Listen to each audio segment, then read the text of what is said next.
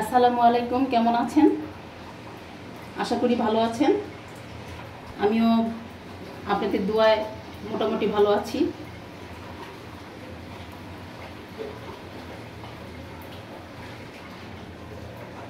বরাবরের মতো নতুন একটা রান্না নিয়ে আসছি আপনাদের মাঝে। আমার ভিডিওটি যে যেখান থেকে দেখছেন তাদের অনেক অনেক ধন্যবাদ ভিডিওটি দেখার জন্য।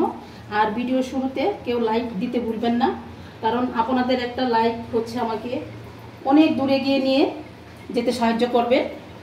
আর প্লিজ ভিডিওটা টেনে টেনে দেখবেন না, আপনাদের কাছে আমার একটাই রিকোয়েস্ট। আজকের রেসিপি হচ্ছে আমি মুসুরি ডাল রান্না করব। মুসুরি ডাল দিয়ে জালি কুমড়া রান্না করব। জালি কুমড়া অবশ্যই আপনারা চিনেন, অনেকে বলে চাল কুমড়া, আমরা জালি কুমড়া বলি।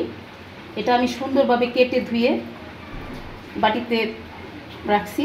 আর এখানে পেঁয়াজ নিছি আমি 3টা, এখানে রসুন আমি অর্ধেকটা নিয়েছি, আর কাঁচামরিচ নিয়েছি, কয়েকটা শুকনো মরিচের সাথে দিব আমি। আর এখানে হলুদের গুঁড়া, এখানে ধনিয়ার গুঁড়া, এখানে জিরার গুঁড়া, লবণ, আর এখানে আমি মুসুরির ডালটা ধুয়ে রেখেছি। আমি মুসুরির ডালটা 4-5 বার ভালোভাবে ধুয়ে নিয়েছি, কারণ মুসুরির ডাল একটু ময়লা থাকে, বালুকণা থাকে, এগুলো আমি ভালোভাবে পরিষ্কার করে নিয়েছি। দেখুন কত পরিষ্কারভাবে আমি ধুয়ে নিয়েছি। এখন আমি হাঁড়ি বসিয়ে দিলাম, পানিটা আমার গরম আছে। আমি এখন ডালগুলো দিয়ে দিব। বিসমিল্লাহির রহমানির রহিম।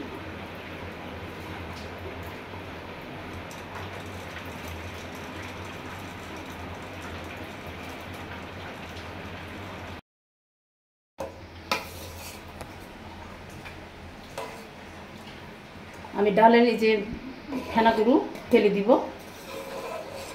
এটা মানে ফেনাটা আমি সবসময় ফেলে দিই, এটা আমার রাখতে ভালো লাগে না।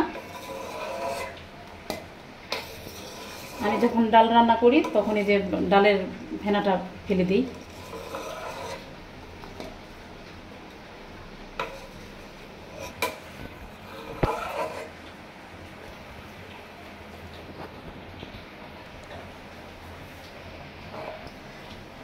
দর্শক, আমার ডাল ফুটতে থাক, আমি এখান থেকে একটু বাকি কাজগুলো একটু করে আসি।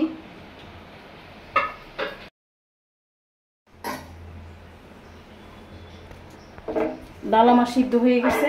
এখন ডালটা আমি ঘুটনি দিয়ে ডালটা করব, ঘুটা দিব।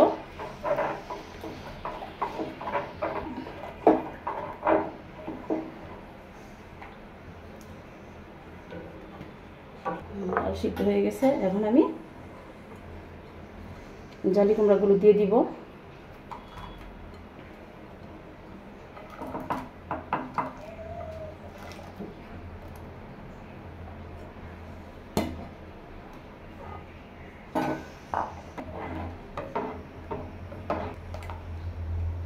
ডালটা আমার কি সুন্দর সিদ্ধ হয়েছে।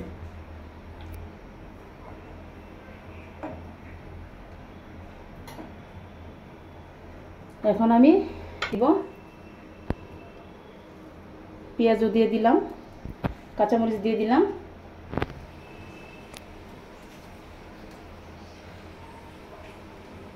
এগুলো রাখছি বাগারের জন্য।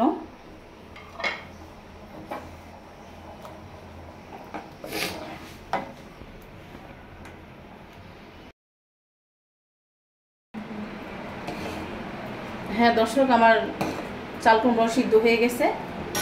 এখন আমি হলুদের গুঁড়া দিয়ে দিব। এই যে হলুদের গুঁড়া দিয়ে দিলাম। এখন দিয়ে দিব ধনিয়ার গুঁড়া, তারপর দিয়ে দিচ্ছি জিরার গুঁড়া,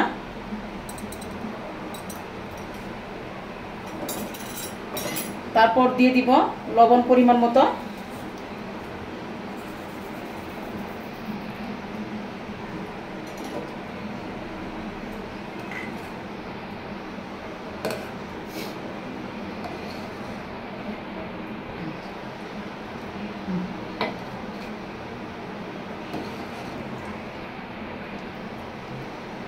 এখন দর্শক আমি ডাল বাগার দিব। দর্শক আমি তেল দিয়ে দিলাম।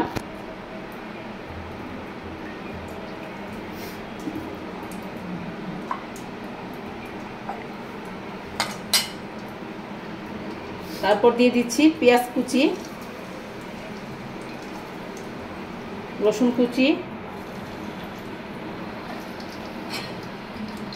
3টা শুকনো মরিচ,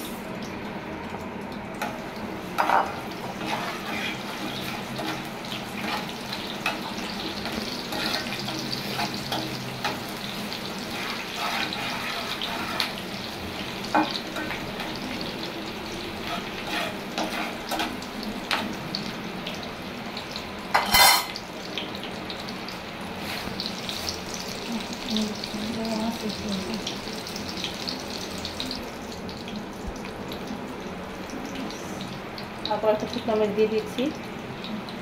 এগুলো আমার ভাত দিয়ে খেতে খুব ভালো লাগে। আটালেন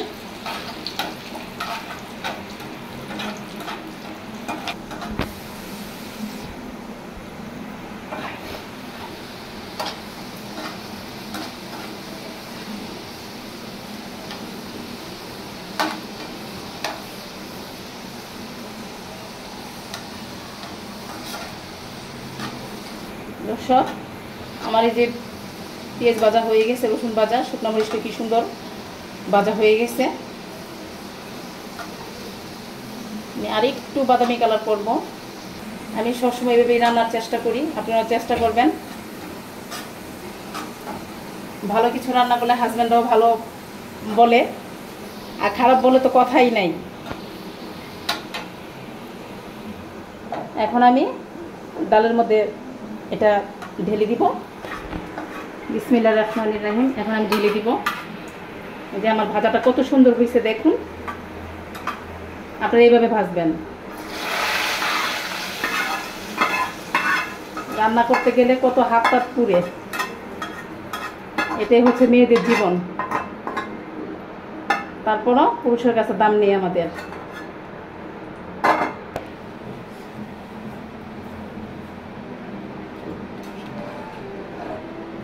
দর্শক দেখুন আমার ডালটা কত সুন্দর হয়েছে, পারফেক্ট। এভাবে রান্নার চেষ্টা করবেন আপনারা।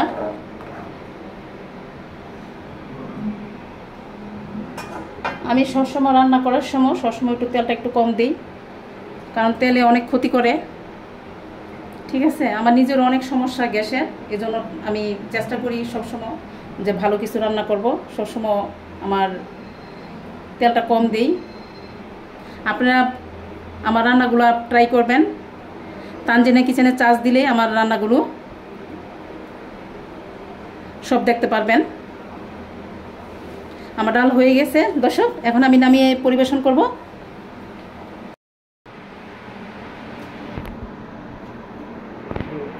দর্শক দেখুন আমার ডালটা কত সুন্দর হয়েছে।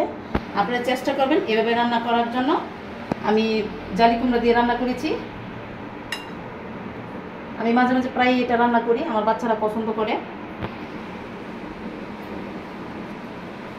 আশা করছি আজকের রেসিপি আপনাদের ভালো লেগেছে। যদি ভিডিওটি ভালো লাগে তবে লাইক, কমেন্ট, শেয়ার করবেন। আর এরকম সহজ মজার সব রেসিপি পাওয়ার জন্য আমার চ্যানেলটি সাবস্ক্রাইব করবেন। নিয়মিত চ্যানেলের সাথে থাকবেন আশা করছি। ধন্যবাদ সবাইকে এতক্ষণ আমার ভিডিও দেখার জন্য।